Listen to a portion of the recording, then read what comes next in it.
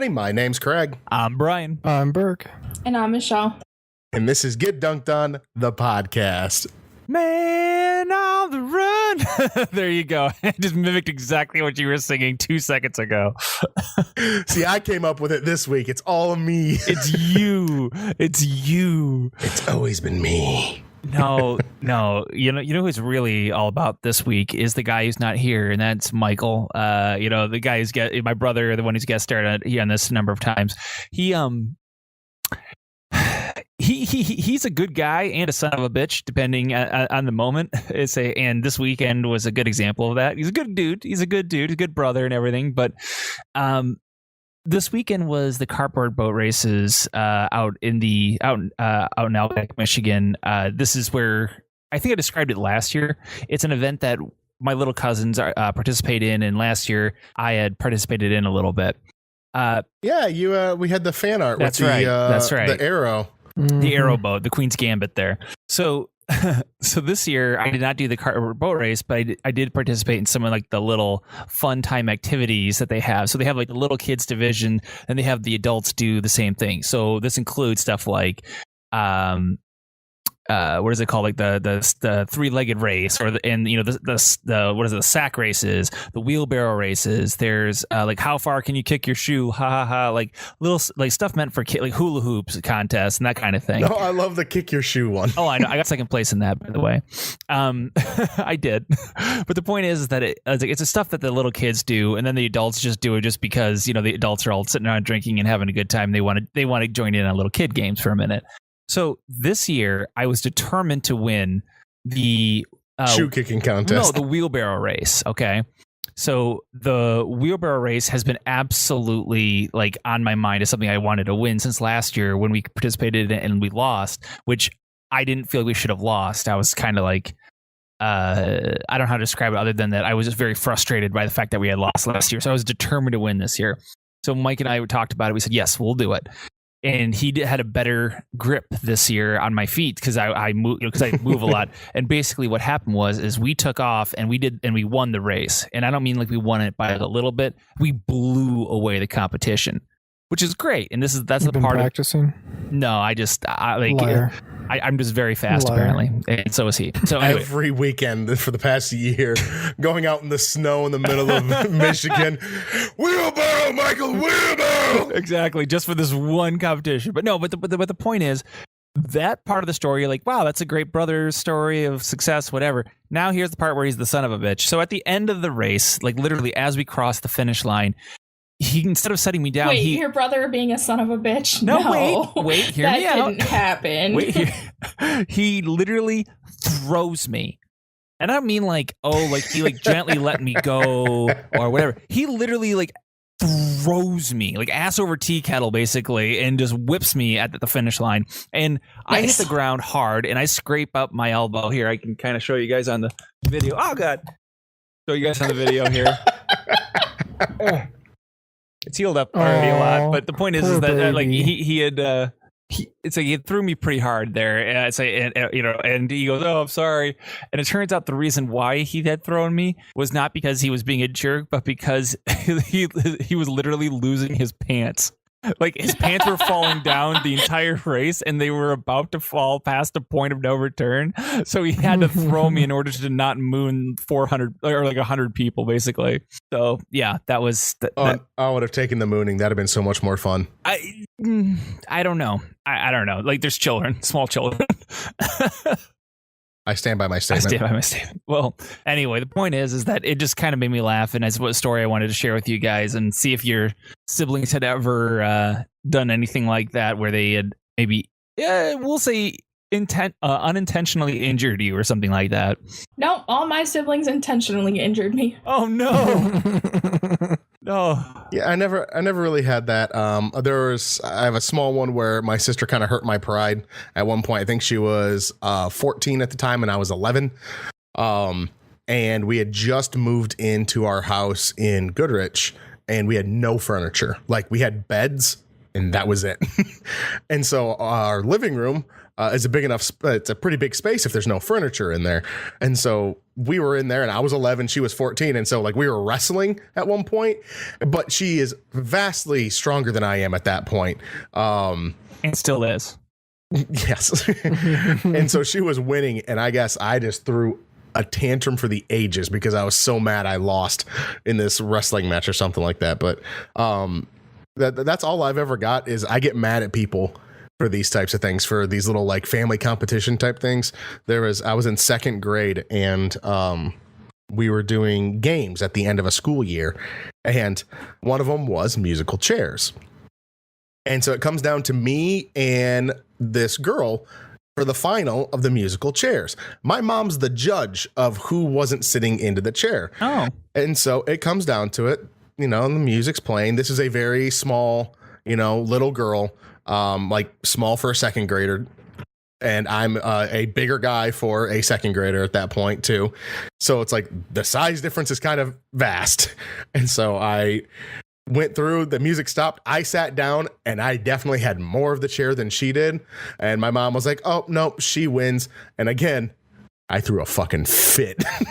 You threw a fit over musical chairs? Shit fit over it because I won, and I was so mad. I was indignant that, like, Mom, you gave it to her when I had more of the chair. Like, I had a majority of the chair. I was fully sitting in the chair. She had one of her little butt cheeks in the chair. But I win. But was she the on chair's it too faster? big. Was she on it faster? No. Are you sure about that? I am positive. I was Have you definitely talked faster. to your mom about this?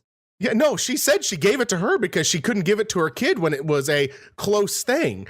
And I mean, she didn't tell me that then. She told me it afterwards. She was like, what are you supposed to do? You were like 6 times the size of her, and you sat down super fast. And then she sort of got down at the roughly the same time, but a clear like Craig won type of thing. Mm-hmm. She's like, but I'm your mom. I can't just give it to you. And I was like, I won. You're not just giving it to me. I showed my physical superiority. Fuck you. You know, that is one of the most passionate things I've heard you talk about in a while. And it's literally a musical chairs competition you did in like second grade. My life's pretty boring now. I mean, you the way you described that, like I envision it almost like a Zack Snyder film, like, you know, the music playing in the background. It was like that intense. There's a red sky because there's always a red sky in any Snyder film. Of course, absolutely. But man. Speaking of musical chairs, has anybody been to any concerts lately? Are concerts something you guys go to a lot? No. Lately? I've been to 2 in my life, if you don't count, like, you know, high school choir concerts and stuff. Really? Yes. I've been to 5. I've been to a lot, I believe. I don't have an actual number, but I've been to quite a few. Okay. I think I've been to 2 this year alone, and I'm trying to save money, so I haven't been to that many. Wow.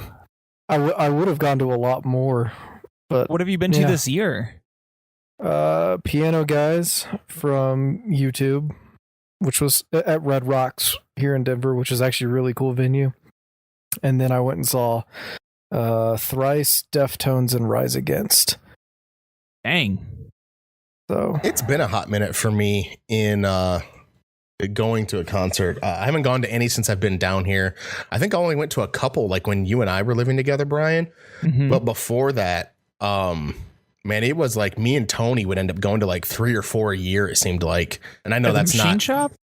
We'd go to Machine Shop. I mean, it was always kind of like this gang, different artists, but like an All That Remains, Bullet for My Valentine, Papa Roach, Avenged Sevenfold, like pretty much whenever any of those guys, Killswitch Engage, whenever any of those guys were in town, we were trying to go. And then of course we'd end up seeing, you know, the other acts that are with them. Sometimes it was festivals and you'd hit all of them and whatnot. But I mean, for a while there, it was like Tony and I felt like we were going to about 3 or 4 a year, and that might be a small amount compared to other people, but I guess for this podcast, it's probably the larger amount.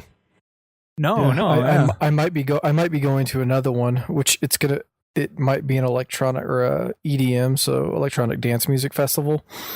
Which I've never been to one before. I was going to say, how do those work? I have no clue, but I really want to go. Do they hand you the acid at the door, or do you have to get it when you're inside? Or like, what's the protocol? Probably. I don't A little know. bit of Molly action, or I don't know, whatever. You go into the bathroom. What's the party drug nowadays? Like, what is the? Is that Sure, is that we'll it? say Molly because I know. Sure. Yeah. I know these things. It's just you go into the bathroom and there's just a table in the middle with a bowl full of just randomly colored different pills and things. You just grab a handful and Absolutely. walk out. They hand those things No. out, right? They give you a bottle of water and whatever the pill you want is, and then they say, "Good luck, have fun." Bottle And then you water. go out. Certain ones, if you get lucky, they give you the gallon of water because you're going to be really dehydrated after this one. Yeah, just start sweating. Oh man, yeah. The last concert that I was at was Pokemon Symphonic, the Pokemon Symphonic Evolution when that was touring. Yeah, my last concert was the Zelda Symphony. How were those? Ooh. How were those? Because those both Oh, that's really awesome. interested me. Excellent. I would outstanding. Yeah. I went to the oh crap, what was it was the Gamers one that had a bunch of the game music.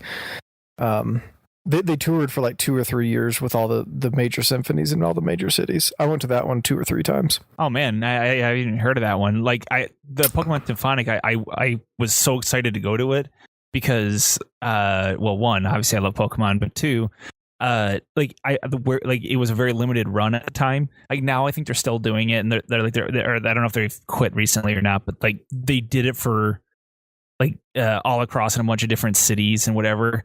And I had to end up going to like, God, where was it? Was it Boston? Not Boston. Was it Boston? No. Bastion. No, where was I? Shoot.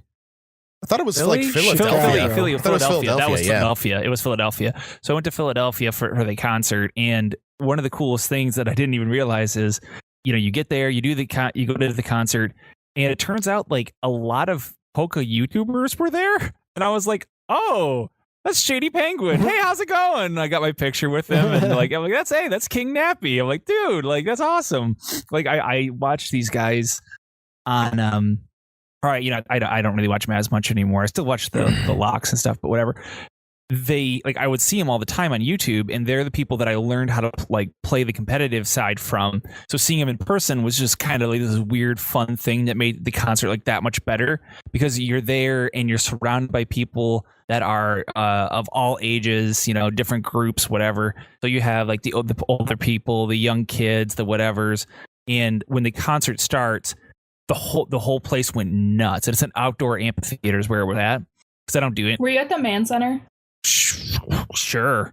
I don't know. You probably were. I don't remember the name of it. I just don't do indoor concerts. So like it was an outdoor amphitheater, and I loved every second of it. Like it literally opened and it just hit you with like, it goes, hi, remember Nostalgia? Double blast. And you're just like, oh God, I'm going down quick. Critical hit. It was critical hit. Yeah. And it just got better and better from there. I don't know how else to describe it other than that it was one of the coolest things because they also had a visual component up there too, like a giant projector screen, and they'd show you like the different like say they'd play your fight against Blue, right? They'd put that fight up as you're doing it. You're like, oh shit, oh God, here we go, and then they cut to like, oh, now you're in this town, and you're like, I remember walking in there. I don't know, it was cool. How? So the show I went to was actually called Video Games Live, and they still tour. So I would say I would recommend going to it. But I used to go for free because my grandfather sang in the symphony, so he would go, "Hey, you want to go to this? No one else does." I was like, "Yes, No one else does. And if they had multiple shows, I would be going to that. So Yeah. Michelle, what was the Zelda Symphonic or Zelda Symphony? I don't know what it was called. What was that like? So I went to the Symphony of the Goddess one. I don't know if there's like multiple ones, but that's the one that I got to go to. And I also actually went to Philadelphia for that. That's where the show was. And it was amazing. It was very similar to the Pokemon one as far as Brian was talking about. Like they had the screen going, so they were showing you the scenes for whatever music they were playing. And they played from most of the Zelda games that were out at that time, up through Skyward Sword, because Breath of the Wild hadn't been out yet, because this was a couple years ago. Yeah, so it was really cool, and I'm sure some of the people there were famous, but I don't watch YouTube, so I wouldn't be able to tell you. But there were like a lot of cosplayers and stuff that people seemed to recognize, and they had really elaborate, detailed costumes, and they were selling like some pretty cool merchandise and stuff too. I'm sure they did with the Pokemon one as well. But no, it was really, really interesting. I wanted to go to the Pokemon one and it didn't work out, and I'd also wanted to go to the Harry Potter one, but that did not work out either. I think I've been to a Harry Potter one too. Yeah, the Harry Potter one, I know there's a couple different ones, but this one, like, they were playing the movies and they would just play the music live during the movie. Oh, that's cool. I haven't Question seen for you, something and like this that. is me not. I'm not trying to be a dick. This is an actual question. What song is You were trying to be a there dick. for Harry Potter beyond the like aside from that one? What songs are there? That's the Hedwig theme. Okay, that's the only one I know. You're gonna get like a lot of the like dun dun dun dun dun dun dun dun dun. Like there's like a Yeah, there's quite a there's few I quite thought like that was little part of the same things. song. Okay, I'm sorry. That's a No, separate song. there's No. yeah, they're separate parts of the songs depending on like it's just a lot of the score from the film, like a lot of the like tones you had in certain either celebration moments or like mischievous moments, stuff like that. And you go back and at least for people that we watch the movie, so you're like, I oh my own the God. soundtracks also. And so like I mean Oh, yeah. going through and walking through what do you call it, the Wizarding World of Harry Potter, like they had something playing kind of constantly, but none of them was the Hedwig thing because it just seems really out of place, like to be playing while you're walking around. But all of them were like perfect, like, oh yeah, this is when they were walking around the castle. I remember this scene where they're doing this, or I remember they were walking through Hogsmeade during this one, which was the one when we were actually walking through like the made up Hogsmeade. I was like, oh my God, this is the sound you hear like for like 3 movies whenever they're walking through Hogsmeade. This is what you hear. Gotcha. So that kind That's of stuff. awesome. So one of the cool things, because actually I discovered what year I went. It was back in 2006, 2007 when they first toured Video Games Live, and they had kind of a production like you were talking about, Brian, where they hit some screens. But one of the coolest things they did, besides playing Halo music, which was awesome, hearing that with the full orchestra and chorus is just incredible. Like I get chills just thinking about it. But the coolest thing they did was they got people up from the audience and they came up and they played Frogger on a big screen. But the key was the director was sitting there going, and he was watching him play. And as he progressed, he changed the music and the tempo, and he would tell them to go to different sections. And so they would, based on how this character was playing the game, change the music live. Oh, that's pretty awesome. And then when they would die, it was or whatever the dying music was, and they would do it, and they would start over, do the little pause music theme, and then that's they'd start pretty over. Oh. It was phenomenal. That's so cool. Just watching, yeah. Huh. So I wanted. Oh, No, sorry, no, Brian, go ahead. I was going to ask. So you drove to Philadelphia, or were you already in Philadelphia for I was that in New Pokemon York concert? and took a bus from New York to Philly for that. Okay. All right. So what's the farthest y'all have driven or gone? Obviously, Michelle, I don't know if you can answer this one. 20 minutes? But what's the farthest you've gone to go to a concert? That, which was it's a couple few hours. hours on the bus. I mean, honestly, when it's all said and done, it was probably like 4 hours or something like that. Yeah. But basically, that's it. 3 hours, went over to Grand Rapids with Kirk one time for a Papa Roach Avenged Sevenfold dual bill, like they dual headlined, and that was pretty cool. That was actually the really coolest concert I think I've ever been to, because like Papa Roach doesn't have like this insane music where it's a bunch of but like they put on a fucking show to where like the other I might like the other music better from a lot of the other artists, but that concert, every time you go into, you get completely sucked in to what they're doing on stage. They bring you through this whole journey and whatnot. And just the coolest thing was it was at like, basically it felt like an old high school gym where like, think about how have you ever seen maybe in movies or maybe you've seen high schools like this. We had one nearby just in case anybody's ever been in the Lake Fenton gym. They had one like this where it was like what's the old Lake Fenton gym now, but think of the basketball court, and then they had like walls that went straight up, And the bleachers you then pulled out. after that was bleachers on top of that. So like Yeah. Oh, yeah, I there was remember no from playing bleachers volleyball on the doing that. actual ground floor, and so there were people that got seated tickets in the bleachers, and then it was just general admission for the floor, right? So you just stand wherever you could. Kirk and I were over on the side. We were just leaning against a wall, kind of like listening and rocking out, doing our thing. And like the lead singer of Papa Roach, Jacoby Shaddix, he has, he's got a wireless microphone. He gets up and he walks on the railing above us. Like he gets up, walks on it. So, I mean, like he takes a step to his left. He's just literally walking in the hallway where the bleachers started. But he's like walking all the way up on that. And like he stops right above Kirk and I, to the point where, and I know everybody else might be like, oh, this is gross. But like literally sweat was hitting me, like Oh my coming straight God. down on it. It sounds disgusting, but it was the coolest fucking thing ever. I was like, oh my God. And this is like That's definitely when awesome. I was in a huge Papa Roach phase. I was this dude was like, I could have grabbed his foot and killed this man. Like he's like hanging over and like really, it was so cool though. It was so freaking cool. That's awesome. I mean, go ahead. So for like I understand, like I've been to a couple concerts like that. You're just like, dude, that was amazing. And like for me, it was actually this most recent one was Deftones.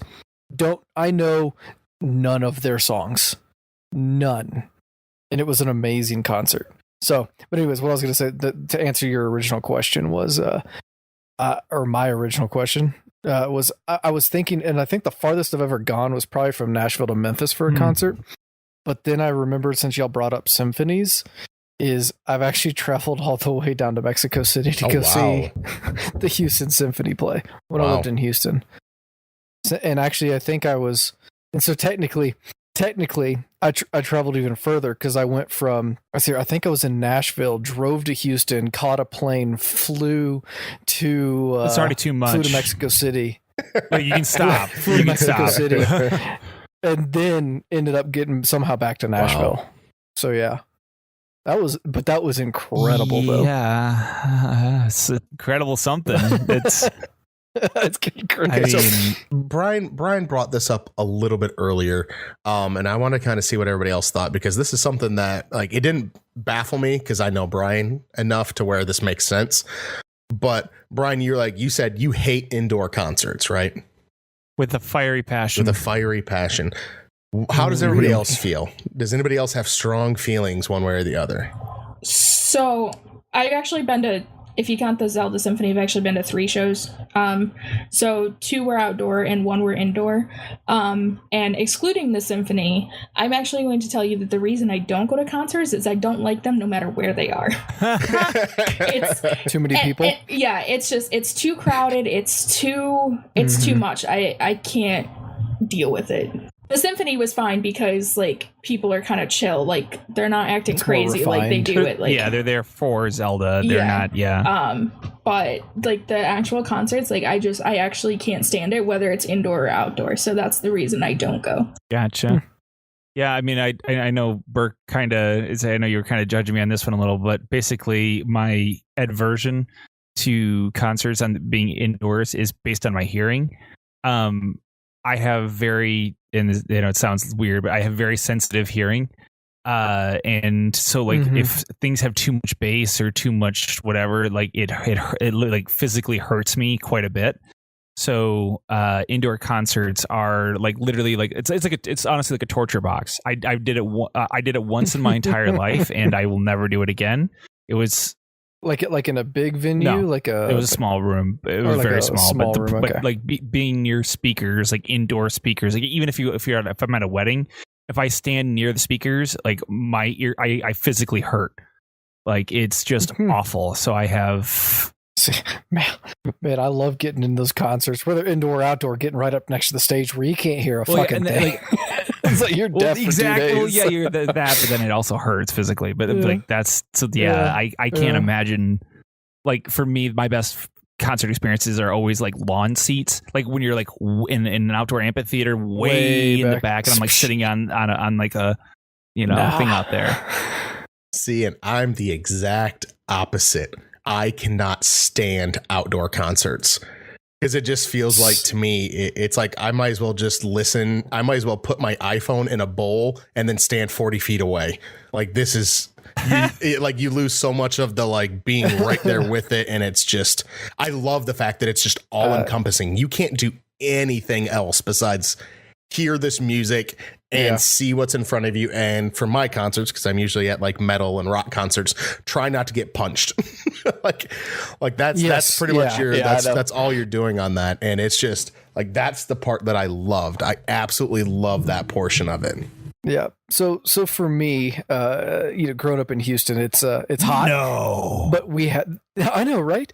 But they had they had a couple outdoor theaters and venues, and one was the Woodlands Pavilion, and it was, when they first built it, I remember when they built it, it was massive and amazing, and it was like lawn seats, but like, it's general admission. I remember I went to a couple concerts like that, and it was whatever. But I just hated it because of the heat. That's why I didn't like outdoor venues. And I went to some in the winter, but it's still, I just never liked it. But the most recent concert I went to was, as I said, the Piano Guys, and it was at Red Rocks Amphitheater. And I don't know if you've ever looked up that or seen that, but I would look up that venue. It's fucking It's awesome. called the Red Rocks. It's basic Red Rocks Amphitheater. And basically it's built a natural amphitheater that they took, and they built obviously seats into it, but the sides, and it backs up to the mountains. Oh my God, I'm looking at it now. And this, what the hell? the sides of it are just these massive red rocks. And while it wasn't even a full band, it was a piano, some guys singing every once in a while, sometimes some other violins, and a cello. It was a piano and a cello, so 2 instruments.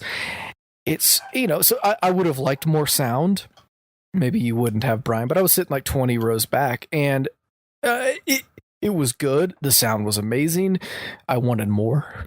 But that being said, the only reason I didn't like it was because the wind started to pick up and howl through the place later in the evening, and it ruined the acoustics. Like, I don't know if you've ever played an instrument or sung something when a fan's going and you hear kind of a sound, and like you could just hear that in the amphitheater. And I was like, yeah, okay, whatever. I want to go see like a rock concert out there, because I've heard it can be good. Sure, but we'll see. I mean, maybe we'll like see. the power of like the speakers and the rock itself will overpower the wind. But on the whole, most of my concerts have been indoors, whether it's, at a massive, like I keep wanting to say Toyota Center, but like a basketball arena or something like that, or just at like the tiny venues, anywhere from like where 100 people can go to only, 500 people to go, like House of Blues kind of things. Can you remember what your very first concert was? Oh, some Christian music. I think it might have been... It was either Newsboys or Audio Adrenaline. I don't know, Craig might know who those people are, but outside of that, like, I don't know. Because I used to go, when I grew up, as I said, it was all Christian music until like maybe high school. And then that's when I found other music besides like classical stuff. Like I for all as I'm talking like rock concert, something like that. Like I've gone to so many symphonies, I couldn't tell you if that was my first concert. I am roughly in the same boat as you, Burke. My first concert that I went to was either a DC Talk or a Michael W. Smith concert. But the first concert that I chose to go to, like I was like, dude, we gotta go, was me and my buddy Matt, and we went to a POD headlined it. This is in 6th grade, I think. 6th or 7th grade. POD, Linkin Park, Head PE, and Project 86. And this is before Linkin Park had once so numb. Yes, it was before they had become so numb. It was before they become it was so before numb. they had even released one Hybrid step closer. So Hybrid Theory was out, like, but they hadn't started playing any. I guess they didn't have the single out on. It wasn't on, just like local rock radio. Sure. It was before they got big. They were the opener. Like, they were the opener. No one knew. And I remember sitting there looking up there, going like, huh. weird. These guys have different colored hair. And I was like, oh, they sound pretty good. And I remember hearing some of the songs, and then later on hearing it again. Yeah, because at that time, Project 86 would have been huge. Yeah, huge.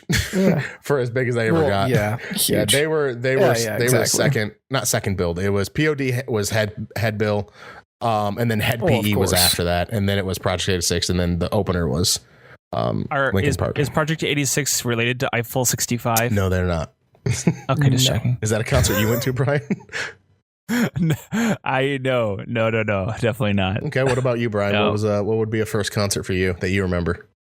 Beach Boys. Beach Boys. Beach Boys was the very first concert. Oh, nice. And it was it was the original OG Beach Boys, like before they all stopped, like including Stamos.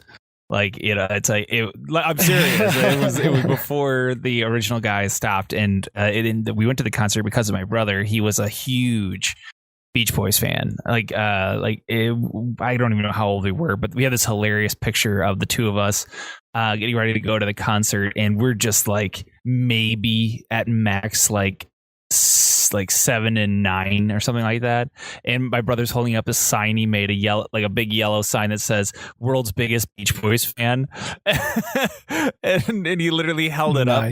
And we were actually decently close. I remember that. And the lead singer was doing one of his songs. He turns over and sees the sign, points at it, and goes like, "Yeah!" And my brother's like, "Oh my god!"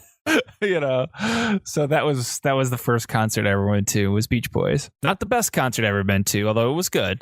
But it was definitely What about you, Michelle? So my first concert was in 2005. Ah, yes, when you were a wee babe of an adult, a freshman in college. Yeah. And it was actually at my school, which is why I went. It was Linkin Park, Project 86.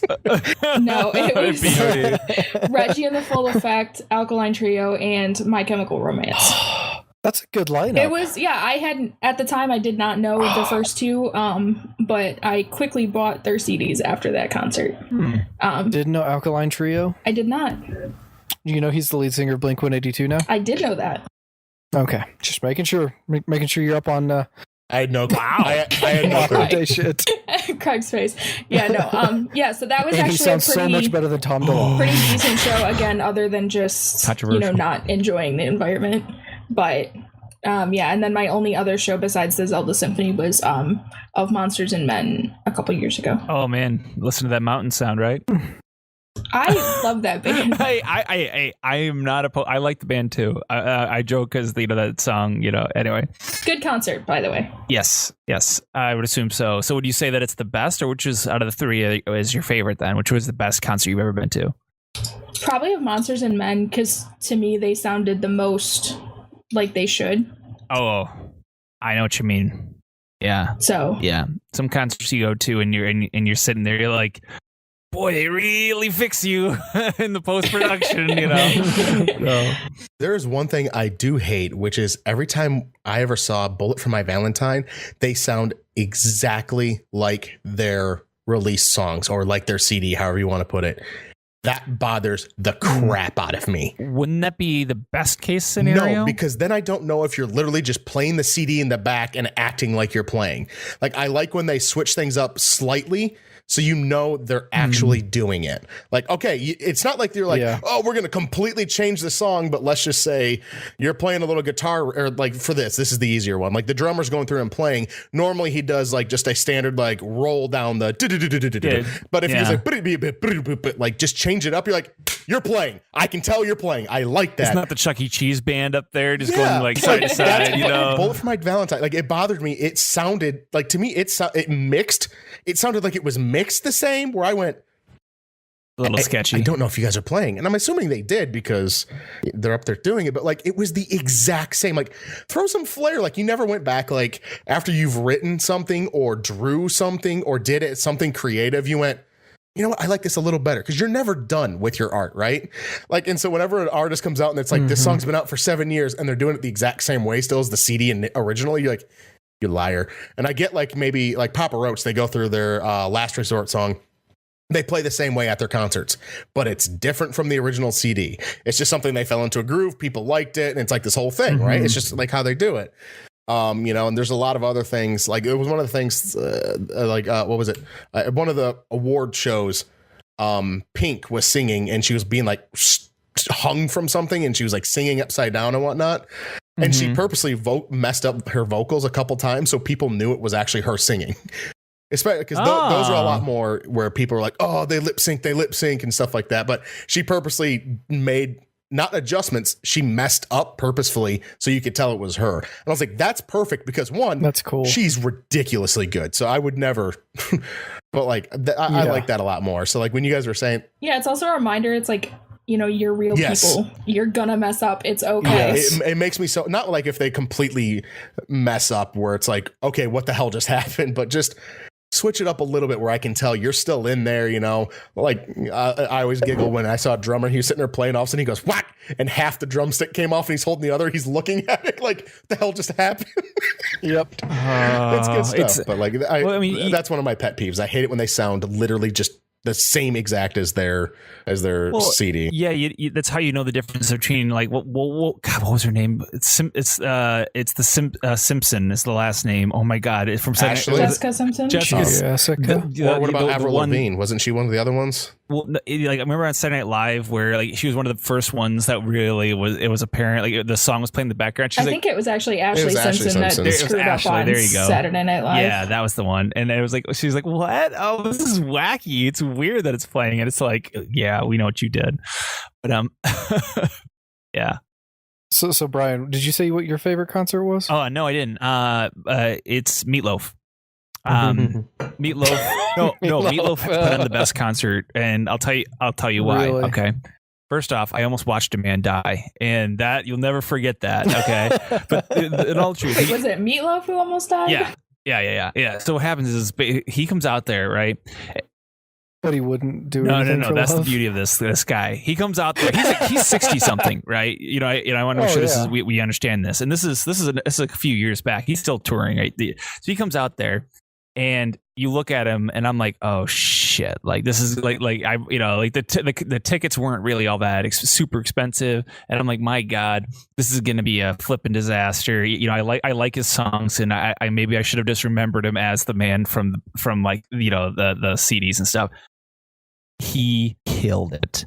He's up there singing because talking about that messing the things up or whatever. He didn't really mess them up so much as it is like he just has that little like inflection in his voice, the different parts, and you can just tell. It's way different than like when you do the CDs or like hear it on MP3 or whatever. And he was sweating like I've never seen anyone sweat. He made Craig look like he's the dry like the Sahara Desert as yeah, he was sweating that much. So I'm like, he's gonna die, but he put his all into every song. He didn't half-ass one of them. He was on there. He was going to town. It sounded really, really good, and it sounded different enough to where it was entertaining. And he almost died. It looked like, but honest to God, man, I wouldn't have changed a thing. He killed that concert the whole way through. So, and even like in between his songs, sometimes they'll just go like song. This dude had like the stage presence and like the showmanship. He would stop in between a couple songs. Like he'd do a couple songs and then stop and be like, talk to the audience. And it wasn't just like a bullshit, man, I sure love being in. And he reads the sign, Michigan. It was an actual like cool, fun interaction sort of thing he did. And it was, I don't know, it was really, really well done. So Meatloaf. Greg? I kind of said this before. I'm still going to end up having to go with the Grand Rapids one that I traveled out so far for the Avenged Sevenfold. Okay. I mean, the only bad thing about it, and Papa Roach just is ridiculous. Every show I went to see them 4 different times, and every single one of them was like simultaneously similar shows, but completely different. And every single one of them was just like the energy was so high.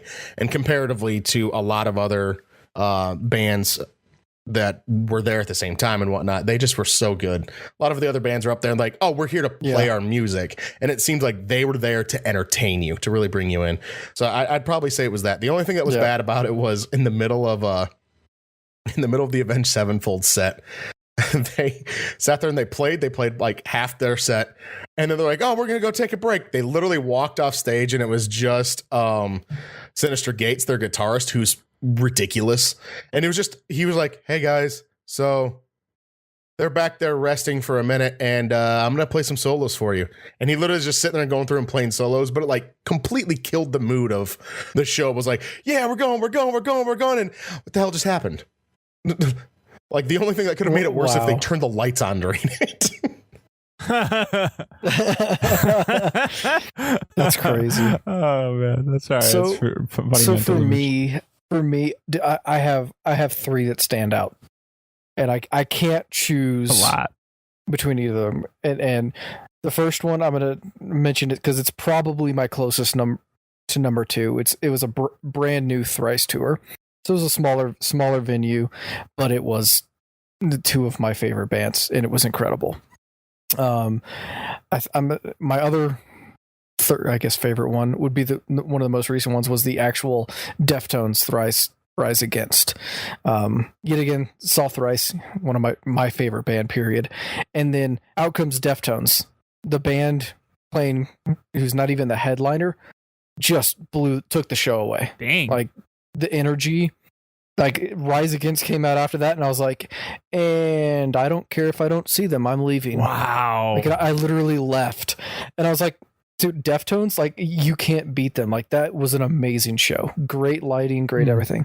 And then I think my last one that I've got to talk about is Metallica Godsmack, which I saw, and that was incredible. I was a huge Metallica fan, and they killed it. But for me, it was Godsmack, like, and doing drum battles with rotating drums on a rotating stage. It was a show that I will never forget. And I was in high school. Oh, wow. So I was young when I saw that too. And I'm like, it's still one of the most amazing shows I've ever seen. It makes a lot of sense because my buddy Matt, his favorite band is Deftones. And he's like, dude, anytime they're around, you have to go see them. They're so good.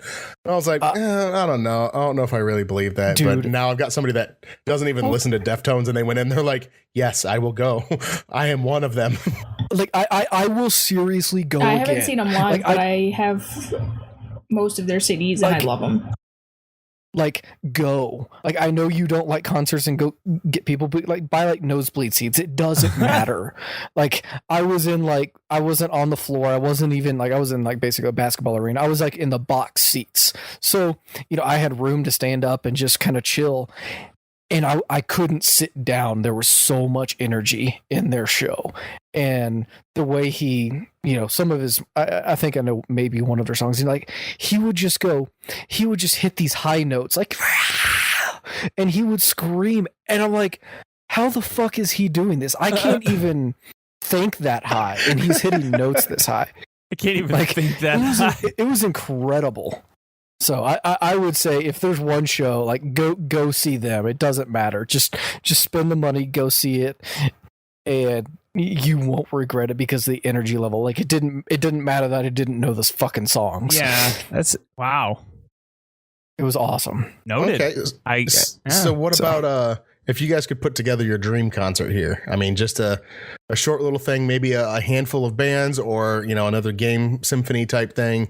Like if you could pick it out, what would you end up doing? I would probably go with my original concert and do Emery, Thrice, and Brand New. Right there. That would be my concert. I mean, I don't know. I don't really have any new, quote unquote newer bands that I'm listening to. So the only people I could think of off the top of my head would be a kind of a fun, goofy concert, just because I would want to see what it would be like, which is a Starbomb, Ninja Sex Party, and Steel Panther concert. They're all YouTube bands, so but yeah. So for like a regular, I guess, traditional concert, I would actually like to see Muse and Dragon Force. Oh wow. And then that'd be awesome. For a symphony, I would like to see the London, I think it's the London Philharmonic Orchestra. They make a lot of like orchestrated game soundtracks, and I would just love to see them play whatever game soundtracks they've done. For a straight concert, I would end up doing, it would be in the machine shop in Flint. because that thing is so small. If you got some of these bands on there, it'd be the coolest flipping thing in the world because it would be so loud you could not get away from it, and that would be the beautiful part of it. But somehow getting this lineup of Slipknot, Times of Grace, Papa Roach, and Killswitch Engage. Granted, Times of Grace and Killswitch Engage are basically the same band with just a couple things switched out, but they have different songs. It's a whole different band. They have different things. So if I could somehow do it, it'd be those four in the Machine Shop. And if I could, it would be really cool to go through and do an actual, like someone like at the Fox Theater in Detroit, go through and have them do have Marty O'Donnell bring together some kind of band. I don't know if he would be the one actually doing any of the directing on it, but just have him bring together a band and go through the Halo saga itself, like all five, and just somehow piece that together. I don't know how you would do it because it's. I'm just imagining you lighting your lighter when Peril comes on. You're just like, yeah. So like I would end up doing that. Those would be my two things. All right.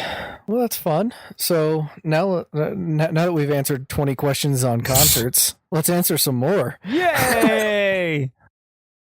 So just to let everyone know, I hated this quiz because I literally got to question 4 on concerts going, I have no fucking clue where to go. Excellent. Excellent. That's what we like to hear. So yeah. And then I decided, I was like, Brian, you go, just make it about music. And I'm like, okay, fuck it. That'll work. I tried to think another 30 minutes on it. Went, okay. All right. So I had 13 questions. Somehow when I hit save, question 13 went away. So we have 12 questions. And I do have a couple of, I guess, 2 or 3 parters. So we'll start with the concert section of my quiz and go question number 1. Oh, what's the order? And before I read it, it'll be Brian. Oh, I'm first again. Nice. You were second last week. Yeah, it'll be Brian, Michelle, and Craig. Okay. There we go. All right. So there have been a couple large concerts around the world. Quite a few of them stand out. But what is the largest concert in history? Who was the artist who performed it as well? Like, who's the art? That's the main question. How many people? And what city was it in? That's easy. The answer is Berlin, and the artist is David Hasselhoff. And it was on New Year's Eve, 1989, as the Berlin Wall fell. He sang his "Looking for Freedom" song to the crowd of the entire world. So at that, I'd say who was watching a civilized world. So we'll just go ahead and throw out 2 billion people. There you go. Okay, we're not counting television audiences for the next people who answer. Okay. So it was artist and place, and I'm sorry, what was the third part? And number of people at the show. Okay. I don't expect anyone to get any of these. I was gonna say You're the welcome. Beatles. 200,000 people at Madison Square Gardens in New York. How many people? 200,000. Okay, Craig. You're muted, Craig. The good thing is I know Madison Square Garden only holds 33,000 people in it. So I know I'm safe there. But the number still, I don't care about the numbers. Still city, might be right though. City. I'm going to go with Metallica in Philadelphia, and they had 111,000. So it is. I have no idea who this motherfucker is. Okay. Jean-Michel Jarre. Some French motherfucker. Okay. I listened to some of his music and it's kind of electronic. Jean-Michel Jarre. But apparently, he actually holds the second highest concert in the U.S. in Houston in 1986. Whoa. Yeah, I was like, and like he was on the biggest concerts around the world, like the top 30 list, like I don't know, like 5 to 10 times. Weird. No idea. Never heard of him. It was 3.5 million people. Woo! 3.5 million people in Moscow. Wow. In like 1997, I think. Damn. I don't remember. Good for them. Yeah. So yeah, no one gets any points for that. But now, what was the largest in the U.S.? Okay. So we're bringing it down from the world. What city was the largest concert hosted in the U.S.? And it's not Houston, since I said that's number 2. Okay. Well, obviously it's gonna be New York, New York. Okay. I'm gonna go with LA. Okay. You wanted city or state? I'm sorry. Just city. Brian didn't get a negative point this time. No, I was right. New York is a city. Let's go with God. Trying to think of a random desert city where they have one of these stupid festivals. Phoenix. Yeah, but When you said random desert city, like I was like Phoenix, let's go Tempe. Las Vegas. It's you should have gone with what you said in the first answer. It's Philadelphia.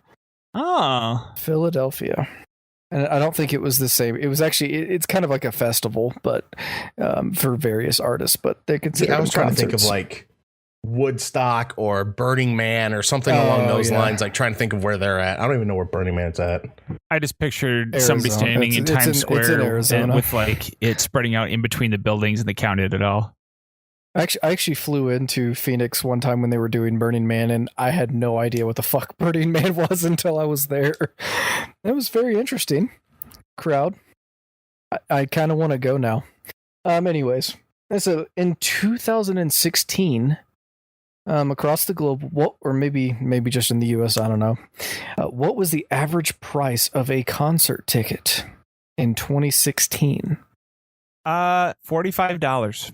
Okay, this is not 2000, Brian, but close. What? That was That's actually the number in 2000. really? Yeah. Going to say $125. I wish I knew how they describe, like how they. I wouldn't pay more than $45 call- for a concert. I know. I wouldn't. I'm trying to figure either. out what they call concerts. Like, is it just big venues, or could it be like shit like the Machine Shop types? You know, I mean, they're so. I don't so know. I'm massive. thinking it's I'm thinking like big venue. Yeah. small to big, but probably Yeah. I'm gonna go with $95. made me do math. Craig wins it. It is $76. Too expensive. Way too rich for my blood. $76. That's average.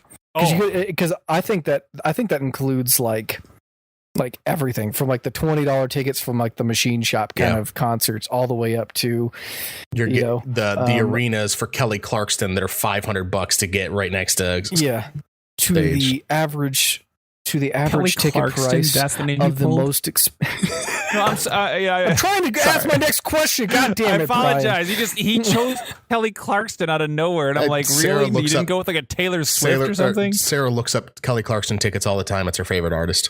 One of her favorite okay. artists. So like, I just know how Okay. expensive those fucking things are. Oh, okay. Holy I got shit. you. I got you. So, yep. So, okay. And I was trying to transition smoothly, but Brian fucked it. Sorry. So, prior to around 2016, I'm trying to guess on where these facts came from. But what was the most expensive average ticket price for one concert? So, what was the average ticket price for the most expensive concert prior to 2016? And who was that band or artist? I would say, is it band or artist, or is it just okay? Gotcha.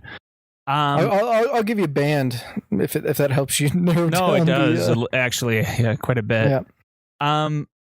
I will assume that the answer is all right, let's just go with some. I have no idea. I'm just gonna guess. AC/DC, and their tickets were always a minimum of 130 a piece. So we're going average ticket price for every ticket. Okay. 130. Okay. I have no idea on this. So you're talking about one show here, right? Just like that had like a variety of ticket prices, but variety of ticket prices, and what was the average ticket price for? Or you can say the whole concert series. I'm honestly not sure. all right, I'm gonna say, God, I don't even have a clue on the band. I'm gonna say the ticket price was 500, like the average, and God, I don't even know who to guess. I don't have a good guess. I don't have a guess for the band at all. Okay. So I'm going to go with Metallica, and they charged a ridiculous amount because they lost all that Napster money. And I'm going to say that it was $163. Hey, so Michelle is the closest for money. It's $624 for an average ticket price in 2015 to see the Rolling Stones. Holy Go fuck. to hell, Rolling Stones. $624. I kind of figured it would be an older band, but I just didn't have a clue which one to guess. I mean, now I think Taylor Swift overtook that last year or early this year for average ticket price, but yeah. Yeah, now they do the bullshit too, where you have to buy merchandise to be able to buy the tickets. And Wait, what? Oh yeah, stupid bullshit. Is that seriously? Are you getting yeah, it's serious? like it's a thing artists have started doing. Like if you buy merchandise, you'll be able to order the tickets first or something like that. Like, oh, that's horseshit. Yeah, it's bad. Remember how apps on games used to not be freemium? Yeah. Well. Okay, so as I said, I came up with 4 questions and then started reaching. All right. So, everybody, you have one chance to save the world.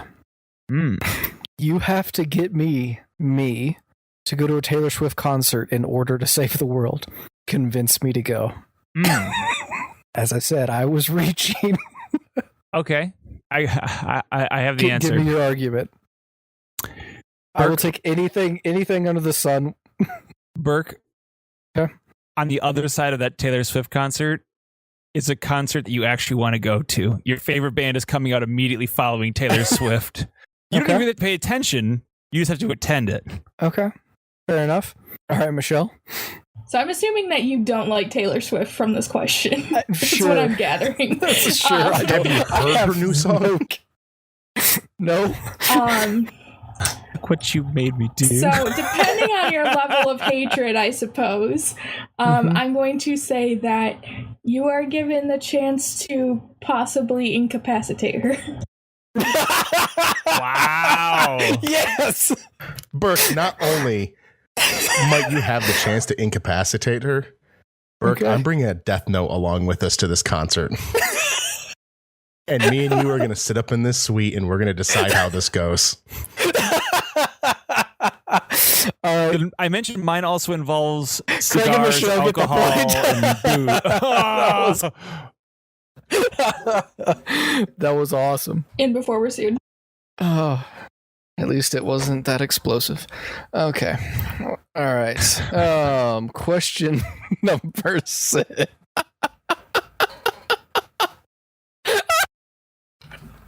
I'm sorry. Okay, too soon. Question number 6. Or wait, maybe I'm on 5. I don't really know. No, I'm on 6. Oh god. How much tension does a grand piano have with all its strings? Like how much What total is tension measured in?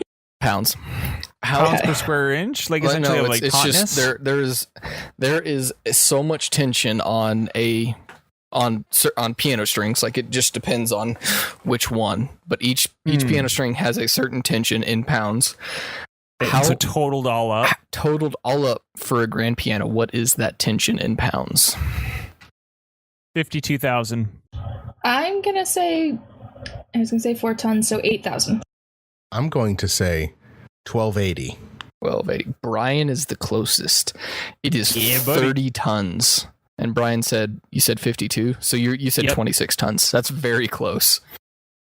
I'm good. Yeah. I try to figure out, like, I just was like maybe 1,000 per key, and I think there's like around that many keys. I'm not sure. I set a resolution to a computer.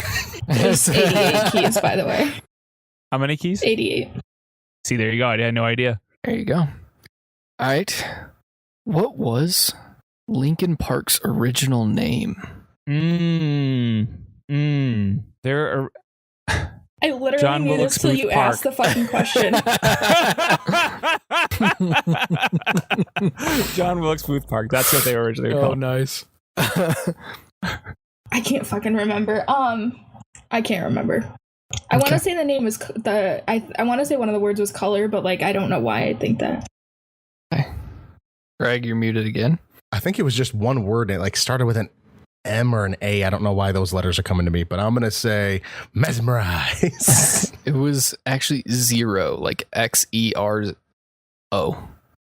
Well, I was close with the M and the A, but it was Yep, you one were. word. It was one I word. actually would have preferred them to be named Zero than Linkin Park. That sounds way cooler, I think. Hey, Mega Man over there, quiet down. Well, no, I mean, realistically, it's a more unique name than Linkin Park. Like, you know, I don't know. But they misspelled Linkin Park on purpose to make it more That original. doesn't make them edgy. That just means they're bad spellers. Okay. Oh, so spelling 0 incorrectly is better? You can spell Zero that way. Why not? Well, you can spell Linkin Park that way. Why not? I don't. Question I don't have a problem number with that part 8. of it. What instrument is used by the indigenous people of Australia to accompany ceremonial dancing and singing? I know this. Oh, the thing that goes wah, wah, wah, wah. It's a didgeridoo. Didgeridoo. Yeah, didgeridoo. I really wanted y'all to say that. I was like, shit, I hope they know this so I don't have to say it correctly because it's not going to happen. All right. Question number 9. How many pieces of wood are in a modern day violin? How many pieces of wood? I'm gonna. It's carved from one solid piece of wood. Okay. That's probably not true. I'm gonna say 34. I was going to say a half a piece of wood. I'm going to go with 1, 2, 3, 4. 4 pieces. It is actually 70. Oh, that's a lot of pieces of wood. 70? 70 pieces of wood in a modern day violin. Wait, are you counting the stick too? Because totally would have changed my answer. To 5. 5. Still beats Brian. All right. Question number 10. How many notes are included in a chromatic scale? That's We're going to that's a base- color wheel. That's colors, chromatic. I get cheeseburger. Okay. No, I have no flipping clue. So I'm going to go ahead and assume that there are 8. Okay. I'm gonna say 16. I'm going to go 8 as well. It is 12. So We're all everyone, equidistant from it. I know everyone gets half a point. Wait, I was yay. hoping Craig would go with his Oh, answer. wait, no. Don't we get it because we didn't go over? Oh, we're not We playing never Jeopardy made rules. that rule, did we? Yeah. It was never official. Unless it was announced Jeopardy rules or Price is Right rules or whatever it is. And the quiz master here gets to choose whatever the hell he wants. That's true too. Y'all As seen by- do y'all as- want no points or 1 point? As seen by Mike whenever he does the quiz. It literally is Yeah. just whatever that person wants. That's why he's not. That's why he hasn't been on in a few weeks, months. I'll give everyone a point just to make it easier. Okay, question number 11. How many different instruments did Prince play on his debut album? For basically all of the instruments he did all of them on his debut album. How many instruments did he play? 7. 17. Are you including vocals as a instrument? Sure. Okay. That is- let's go with 11. Okay, Michelle gets that point as well. It is 27. Little excessive, Prince. No, it's called talent, Brian. No, that's called being too cheap to hire a band. No, it's called he was Go too fuck good yourself, to Brian. even have a band. So fucking You know, good. he- I'm not a Prince fan. You know, he had his entire not either. house wired to where he could sing in any room and record it like professionally. That's dumb. fucking awesome. Literally on the toilet, he could sing and it'd be So recorded dumb. professionally. It's awesome. Prince creeped me out. Okay. Last question of the quiz, because since my other one got deleted and I don't remember it. Which Beatle was dyslexic?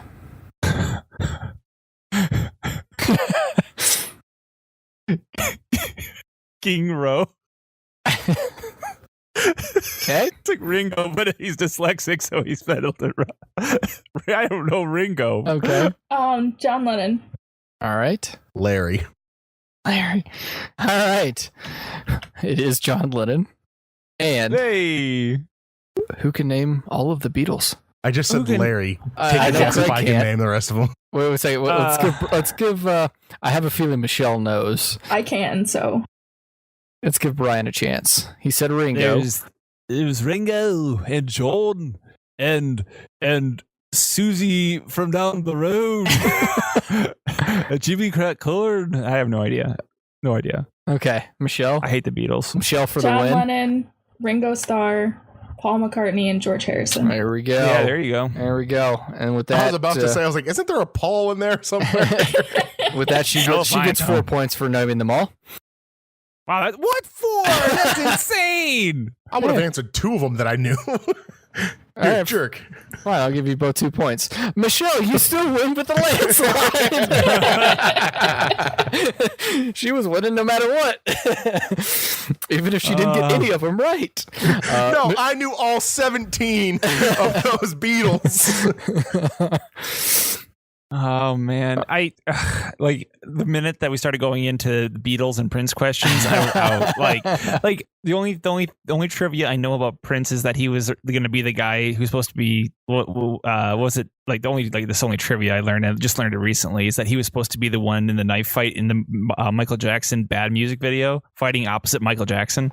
Like that was the only piece of trivia I know about any of those guys. So I got nothing. Fair enough. Yeah, because Prince and the Beatles are totally the same. Yeah, they're both in my category of artists I don't like. That's so why Brian got last on this quiz. Yeah, that's what I'm saying. They're in my No, I figured I would lose though because I always go to my outdoor concerts. I can barely hear it anyway. So.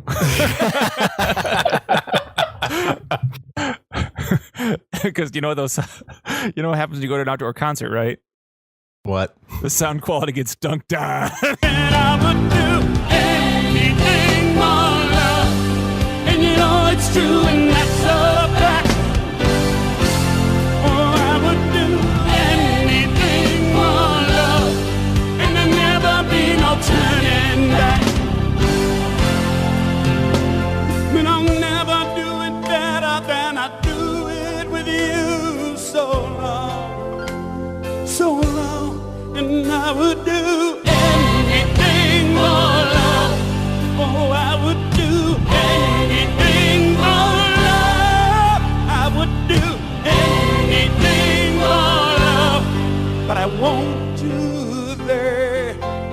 Oh, no, I won't do that. I would do anything for love, anything you've been dreaming of, but I just won't do that. I would do anything for love, anything you've been dreaming of, but I just won't do that. I would do anything for love, anything you've been dreaming of, but I just won't.